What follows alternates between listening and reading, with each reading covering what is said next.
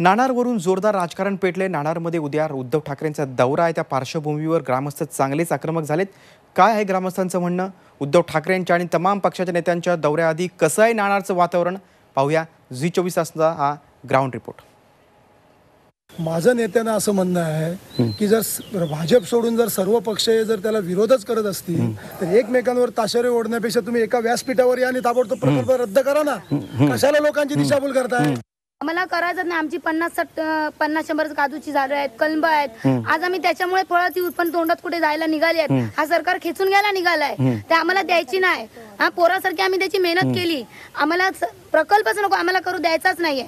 मुख्यमंत्री आम्हाला देतो रोजगार म्हणून सांगतात, तर आम्ही तुमच्याकडे मागितलेलंच नाही। काय तुम्ही भीक म्हणून आम्ही तुमच्याकडे मागितलंच नाही, तुम्ही आम्हाला देता कशाला जबरदस्त? शिवसेनेबद्दल मला आदर आहे, पण शिवसेनेने जशी भूमिका बजावायला पाहिजे होती प्रामुख्याने ती भूमिका त्यांनी पार पाडली नाही। जो न्याय मिळवून देईल तो आमचा पक्ष, मग कोणी असो, शिवसेना असो, भाजप असो, काँग्रेस असो, जो आम्हाला प्रकल्प रद्द करील त्याच्या पाठीशी आम्ही ठामपणे उभे राहू। झी24 तास रहा एक पाऊल पुढे।